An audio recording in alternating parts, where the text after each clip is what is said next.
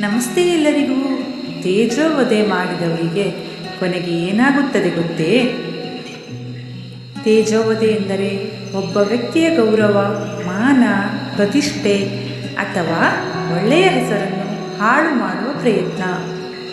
ಇದು ಸಾಮಾನ್ಯವಾಗಿ ಸುಳ್ಳು ಆರೋಪ ಮಾಡುವುದು, ಅಪವಾದ ಹಬ್ಬಿಸುವುದು, ಜನರ ಮುಂದೆ ಅವಮಾನ ಮಾಡುವುದು, ವ್ಯಕ್ತಿತ್ವಕ್ಕೆ ಧಕ್ಕೆ ಬರುವ ರೀತಿಯಲ್ಲಿ ಮಾತನಾಡುವುದು ಇತ್ಯಾದಿ ಕಾರ್ಯಗಳಿಂದ ನಡೆಯುತ್ತದೆ.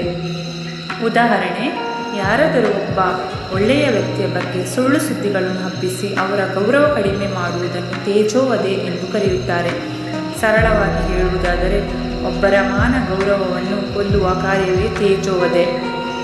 ತೇಜೋವಧೆಯಿಂದ ವ್ಯಕ್ತಿಯ ಜೀವನದಲ್ಲಿ ಹಲವು ಕೆಟ್ಟ ಪರಿಣಾಮಗಳು ಉಂಟಾಗಬಹುದು.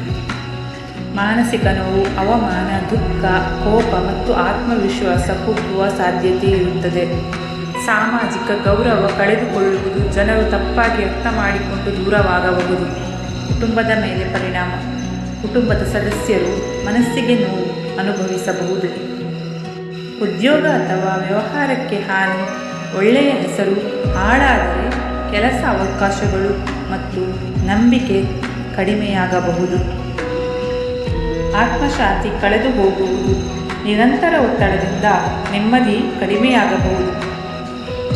ಸಂಬಂಧಗಳಲ್ಲಿ ಬಿರುಕು, ಸ್ನೇಹ, ನಂಬಿಕೆ ಮತ್ತು ಪ್ರೀತಿಯ ಸಂಬಂಧಗಳು ದುರ್ಬಲವಾಗಬಹುದು. ಒಂದು ನುಡಿಮುತ್ತು, ಕತ್ತಿಯಿಂದಾದ ಗಾಯ ಗುಣವಾಗಬಹುದು, ಆದರೆ ಮಾತಿನಿಂದಾದ ಗಾಯ ಮನಸ್ಸಿನಲ್ಲಿ ಉಳಿಯುತ್ತದೆ. ತೇಜೋವಧೆ ಮಾಡುವವರಿಗೆ ಕೂಡ ಅದರ ಪರಿಣಾಮಗಳು ಎದುರಾಗಬಹುದು. ನಂಬಿಕೆ ಕಳೆದುಕೊಳ್ಳುತ್ತಾರೆ. ಸುಳ್ಳು ಆರೋಪ ಅಥವಾ ಅಪವಾದ ಹಬ್ಬಿಸುವವರನ್ನು ಜನರು ನಿಧಾನವಾಗಿ ನಂಬುವುದನ್ನು ನಿಲ್ಲಿಸುತ್ತಾರೆ. ಸಂಬಂಧಗಳು ಹಾಳಾಗುತ್ತವೆ. ಸ್ನೇಹಿತರು, ಕುಟುಂಬದವರು ಮತ್ತು ಸಮಾಜದಲ್ಲಿ ದೂರವಾಗುವ ಪರಿಸ್ಥಿತಿ ಬರುತ್ತದೆ. ಮಾನಸಿಕ ಅಶಾಂತಿ, ತಪ್ಪು ಮಾಡಿದ ಭಾವನೆ, ಭಯ ಅಥವಾ ಒತ್ತಡ ಮನಸ್ಸಿಗೆ ಕಿರಿಕಿರಿ ಉಂಟು ಮಾಡಬಹುದು. ಕಾನೂನು ಸಮಸ್ಯೆಗಳು, ಕೆಲ ಸಂದರ್ಭಗಳಲ್ಲಿ ಮಾನಹಾನಿ ಪ್ರಕರಣಗಳು, ಡಿಫಮೇಷನ್ ಕೇಸಸ್ ಎದುರಾಗಬಹುದು. ಕರ್ಮಫಲದ ನಂಬಿಕೆ, ಅನೇಕರು ಇತರರಿಗೆ ಮಾಡಿದ ಅನ್ಯಾಯ ಒಂದಲ್ಲೊಂದು ದಿನ ತಮಗೆ ಮರಳಿ ಬರುತ್ತದೆ ಎಂದು ನಂಬುತ್ತಾರೆ.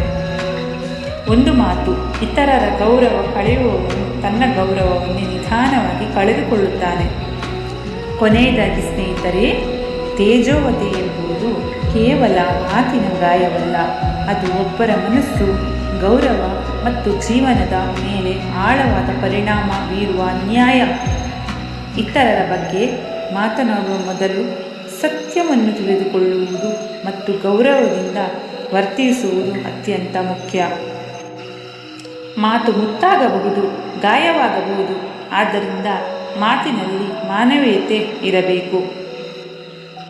ನಮ್ಮ ಈ ವಿಡಿಯೋವನ್ನು ಪೂರ್ತಿಯಾಗಿ ಆಲಿಸಿದ ನಿಮಗೆಲ್ಲರಿಗೂ ಧನ್ಯವಾದಗಳು. ಹಾಗೆ ನಮ್ಮ ಚಾನಲನ್ನು ಮೊದಲಾಗಿ ನೋಡ್ತಾ ಇದ್ದರೆ ದಯವಿಟ್ಟು ಸಬ್ಸ್ಕ್ರೈಬ್ ಮಾಡಿಕೊಂಡು ನೋಡಿ.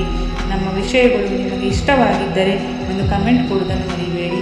ಹಾಗೆ ಇಷ್ಟವಾದರೆ ಒಂದು ಲೈಕ್ ಕೊಟ್ಟು ನಿಮ್ಮ ಸ್ನೇಹಿತರಿಗೂ ಕೂಡ ಶೇರ್ ಮಾಡುತ್ತಾ ಹೇಳುತ್ತಾ ಶುಭ ದಿನವನ್ನು ಕೋರುತ್ತಾ ನನ್ನ ಈ ವಿಡಿಯೋವನ್ನು ಇಲ್ಲಿಗೆ ಮುಗಿಸುತ್ತಿದ್ದೇನೆ.